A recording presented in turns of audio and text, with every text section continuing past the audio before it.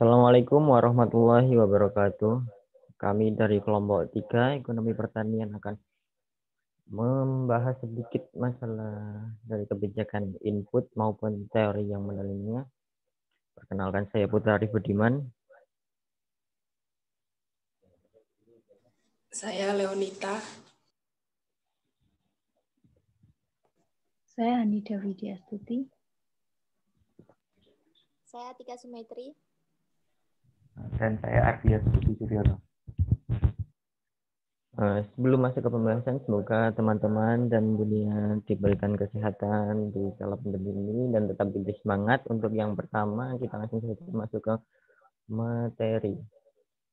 Kebijakan input variabel memiliki 3 dimensi utama. Yang pertama adalah tingkat harga input variabel dan keputusan negara. Tindakan untuk mempengaruhi harga yang dibayarkan oleh petani untuk input seperti pupuk atau pestisida.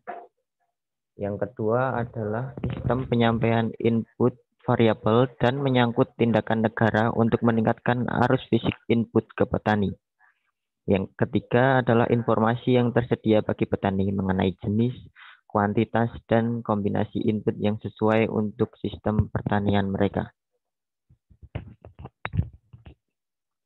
Tujuan kebijakan input, tujuan intervensi di negara pasar untuk keluar ke variabel input terutama berkaitan dengan percepatan adopsi yang teknologi baru pertanian.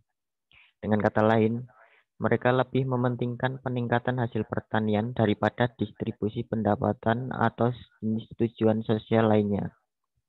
Jadi lebih ditingkatkan ekonominya pada kesejahteraan sosialnya. Tujuan umum untuk mempercepat dan membuat lebih seragam keberhasilan adopsi teknologi baru oleh petani.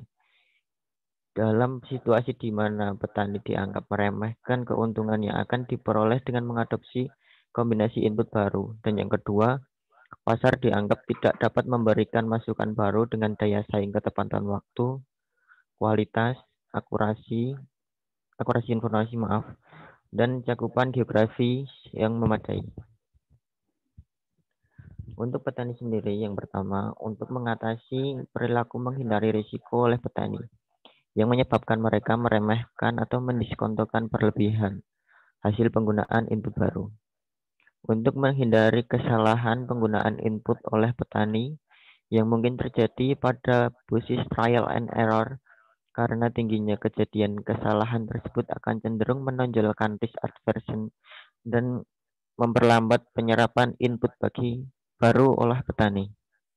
Yang ketiga, untuk menghindari adopsi petani input yang jelas-jelas salah atau bahkan berbahaya.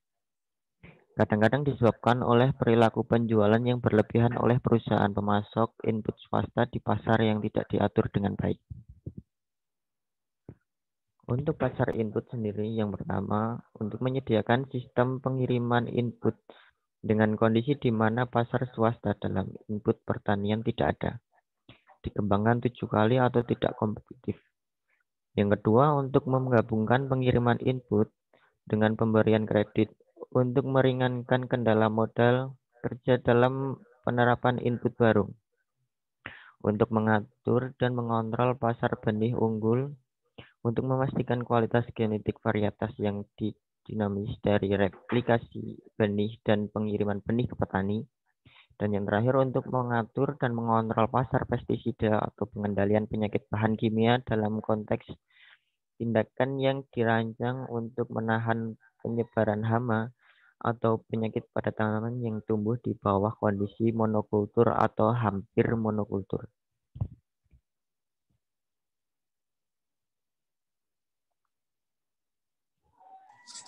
Yang selanjutnya ada instrumen kebijakan input. Yang pertama, kebijakan harga input. Penetapan harga mungkin hanya berlaku untuk input strategis utama seperti pupuk atau mungkin juga diterapkan pada berbagai input variabel yang dibeli. Asalkan sistem pengiriman berfungsi, penetapan harga dapat berfungsi untuk menghilangkan salah satu elemen resiko pembelian input atau ketidakstabilan harga, dan untuk menjaga agar semua petani membayar harga yang sama secara cerdas mengenai lokasi, status sosial, atau musim. Yang kedua, sistem pengiriman input. Dalam beberapa kasus, pengiriman input digabungkan dengan pemasaran tanaman. Penelitian dan penyuluhan di parastatal khusus tanaman.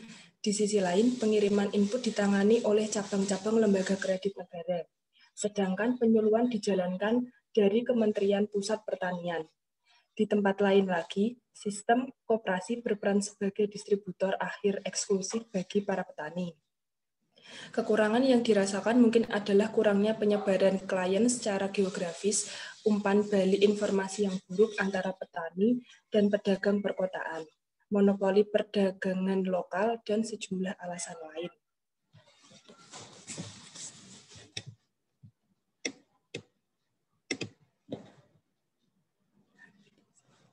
Yang ketiga, informasi tentang input.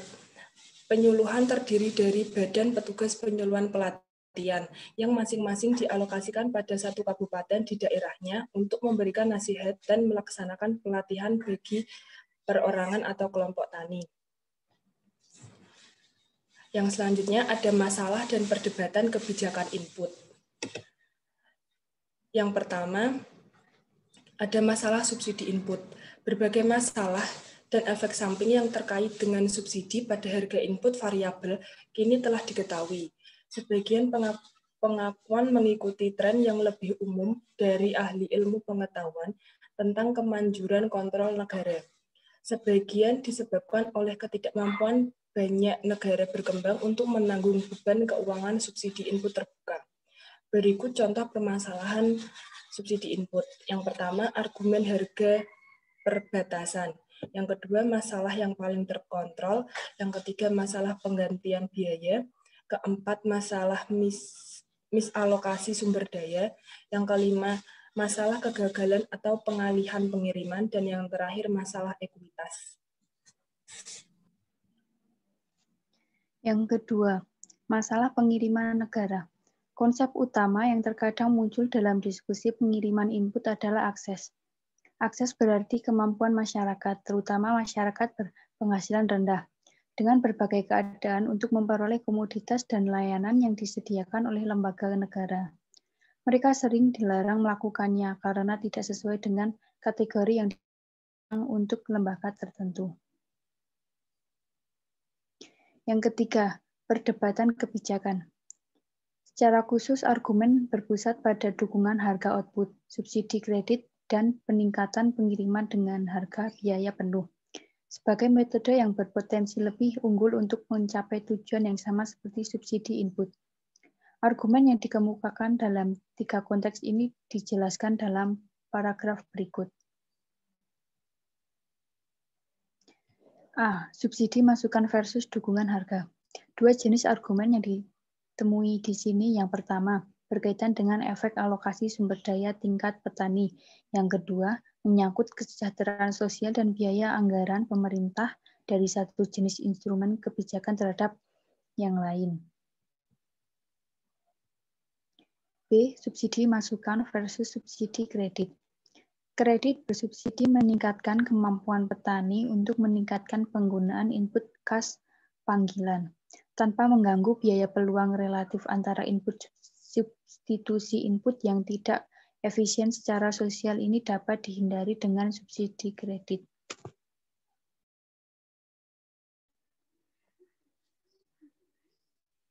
Selanjutnya, subsidi masukan versus sistem pengiriman.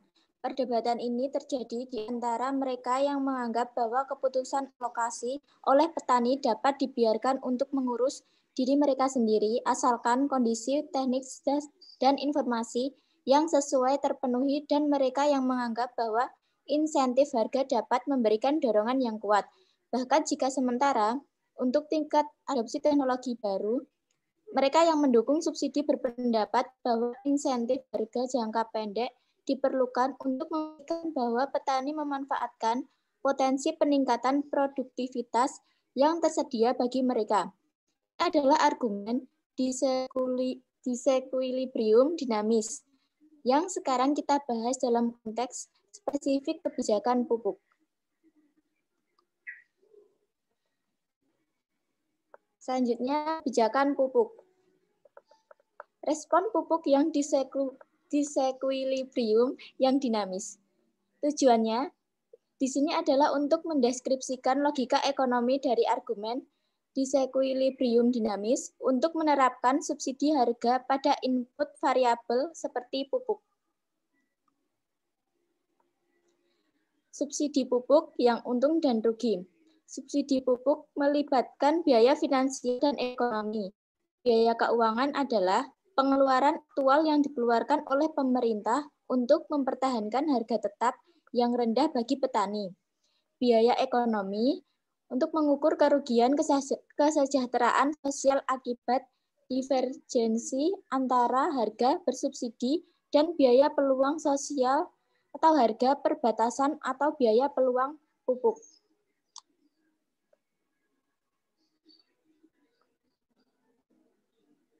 Pelajaran dari kebijakan input. Meskipun ketinggalan zaman, pada saat penulisan, kebijakan subsidi masukan telah berhasil dengan baik di beberapa negara selama periode tertentu dalam sejarah mereka.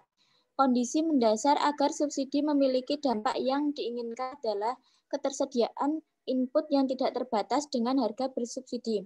Jika tidak, penjahatan formal dan informal akan terjadi dan akibatnya gangguan pasar kemungkinan besar meniadakan manfaat potensial dari kebijakan tersebut. Sekalipun berhasil, subsidi input harus diterapkan hanya untuk durasi terbatas. Banyak dari masalah yang terkait dengan subsidi input dapat ditelusuri hingga tetap ada lama setelah argumen yang masuk akal dapat diajukan untuk kelanjutannya. Selanjutnya, pelajaran dari kebijakan input yang dari slide tadi itu, yaitu masalah dengan sistem pengiriman masukan negara tersebar luas dan endemik, sesuai dengan jenis masalah yang sama yang terjadi dengan organisasi pemasaran negara. Dalam beberapa kasus, kerusakan ini begitu parah, sehingga bahkan pasar swasta yang paling tidak berfungsi dengan baik mungkin bisa bekerja lebih baik daripada lembaga negara terkait. Terlepas dari kesulitan ini, dalam mengatur pengiriman dalam beberapa jenis ekonomi, penekanan saat ini dalam literatur kebijakan input adalah pada pengiriman dan informasi daripada kebijakan harga. Hal ini mencerminkan kekecewaan yang lebih umum terhadap kebijakan harga di negara berkembang.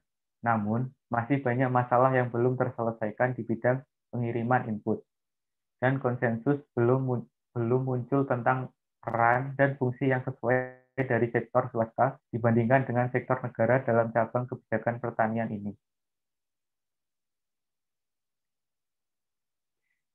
Kebijakan input dan perempuan. Seperti yang telah kita lihat, kebijakan input mencakup keberagaman masalah kebijakan dalam harga, akses, dan informasi tentang input variabel yang dibeli. Dan oleh karena itu, sulit untuk menggeneralisasi tentang dampak gender. Persyaratan yang jelas bagi penyuluh untuk menasihati perempuan daripada laki-laki ketika perempuan melakukan tugas-tugas di mana teknologi baru terlihat.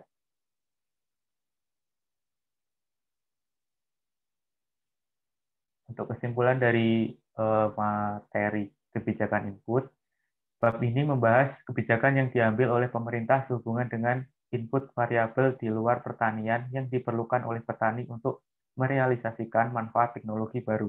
Input variabel seperti benih baru, pupuk, dan air saling melengkapi, dan mereka memungkinkan perolehan hasil terbesar hanya jika digunakan dalam proporsi yang optimal.